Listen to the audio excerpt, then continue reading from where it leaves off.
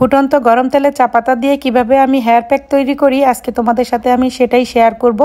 এটা মাথার চুলে অ্যাপ্লাই করলে চুলের গোড়া যেমন মজবুত হয় তেমনি চুলের যে রুক্ষ ভাবটা সেটাও দূর হয়। তো আমি মাঝে মাঝে এই হেয়ার প্যাকটা আমার চুলে অ্যাপ্লাই করি।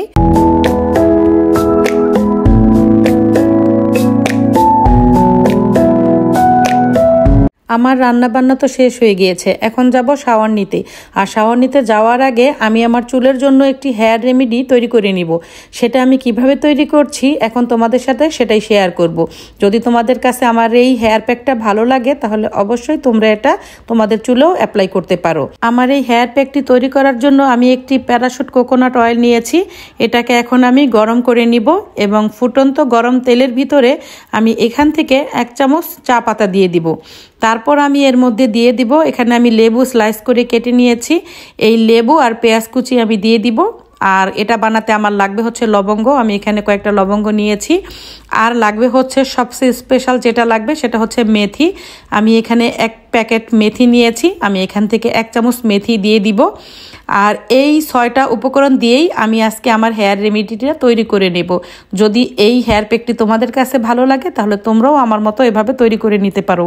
তো চলো শুরু করা যাক। তো প্রথমেই আমি চুলায় একটি ছোট্ট পাত্র বসিয়ে দিয়েছি আর তার মধ্যে দিয়ে দিয়েছি প্যারাশুট কোকোনাট অয়েল। তো যেহেতু এখন ইতালিতে উইন্টার সিজন তাই তেলগুলো একটু জমাট বেঁধে আছে। তো আমি তেলটাকে এখন গরম করে নিব এবং তেলটা খুব ভালোভাবে গরম হয়ে আসলে আমি ফুটন্ত গরম তেলে 1 চামচ চা পাতা দিয়ে দিব। এই যে তেলটা কিন্তু গরম হয়ে এসেছে, এখন এর ভিতরে দিয়ে দিব হচ্ছে 1 চামচ চা পাতা।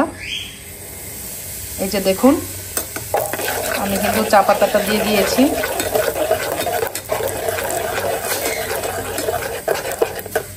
তো এই চা পাতার ভিতরে এখন দিয়ে দিব হচ্ছে পেঁয়াজ। এই যে আমি যেই পেঁয়াজগুলো কেটে নিয়েছি সেগুলো এখন দিয়ে দিচ্ছি।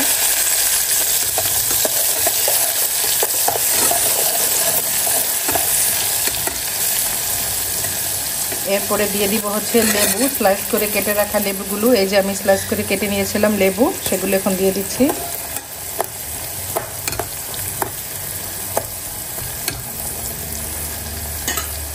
এরপরে দিব হচ্ছে লবঙ্গ। এই যে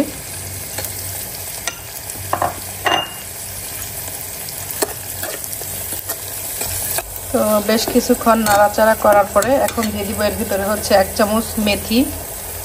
এই যে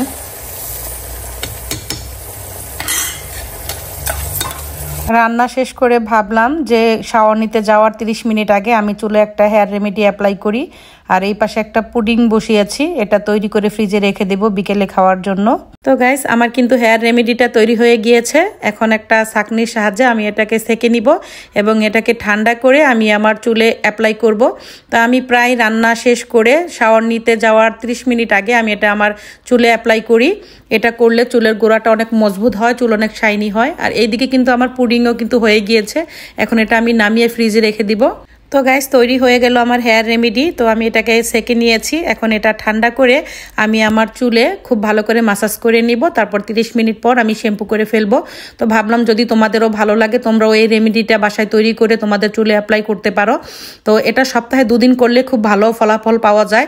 তো আমি এটা হচ্ছে কাজের জন্য অনেক সময় করা হয় না, অনেক দিন গ্যাপ পড়ে যায়। তো এখন আমি এটা অ্যাপ্লাই করে এখানে আমি আনারস কেটে নিয়েছি। আমি 30 মিনিট অপেক্ষা করব আর বসে বসে আনারস খাবো। 30 মিনিট পর আমি শ্যাম্পু করে শাওয়ার নিয়ে ফেলবো। তো আমি আশা করি আমার আজকের এই রেমেডিটা তোমাদের ভালো লেগেছে। দেখা হবে পরবর্তীতে। তো আজকের মতো তোমাদের কাছ থেকে বিদায় নিচ্ছি। সবাই ভালো থেকো, সুস্থ থেকো। আজকের মতো সবাইকে খোদা হাফেজ।